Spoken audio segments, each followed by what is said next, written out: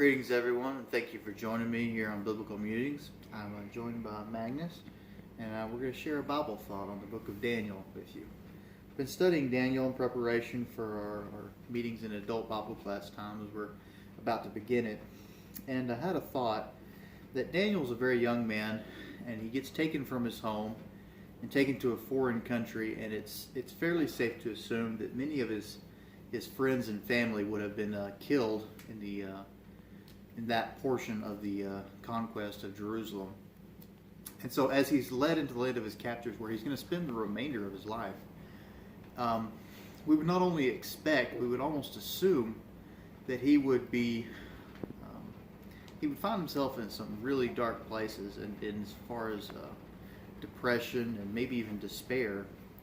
And then in that state, he might, I'm trying to think of the right word, he'd be very moldable, very easily swayed. He might get into all kinds of bad things, like we do when we're in those kind of states. But we in fact find the opposite.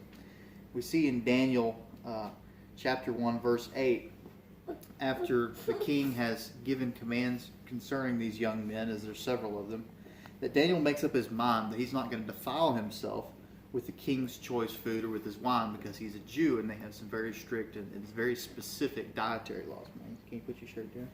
It's okay. But so he chooses to humbly disobey his captors, if you will. So this is quite a remarkable thing, because all of us should be willing to stand up for what we believe to be right, stand up for what we believe to be true and worth doing and what we're supposed to be doing. But that could be incredibly hard when we're in a down and dark place, if you will. We're in a difficult place or a difficult time. It can be especially hard. It can be hard to stick to one's principles. However, Daniel's in the unique situation that he's in the unique situation that he's also under the rulership of his captors, if you will.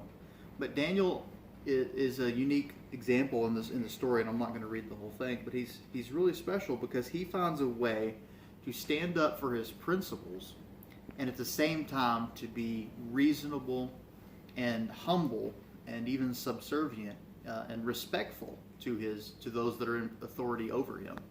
Because this is where God has placed him, and God's going to do some amazing things with him, but Daniel doesn't know that yet.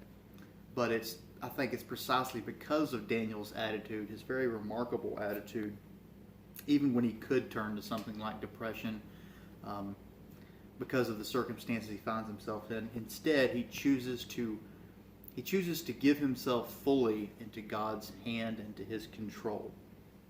I think that's really remarkable. So he's coming out of a time of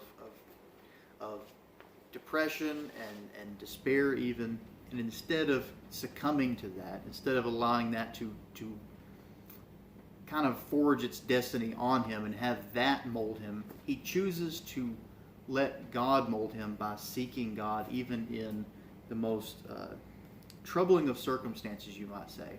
And that's really going to be a theme, maybe kind of a background theme in the book of Daniel, but it's going to come up again and again, because Daniel's a very young man here, but for instance, much later in his life, when he's a very old man, he's going to be in some difficult circumstances as well. And instead of being surprised at those kinds of circumstances, he grew up in difficult circumstances. And so it's no surprise when we get, say, to the Lion's Den episode, that he is unchanged and unfazed by pressures put upon him to relinquish his faith or do something that he believes to be wrong.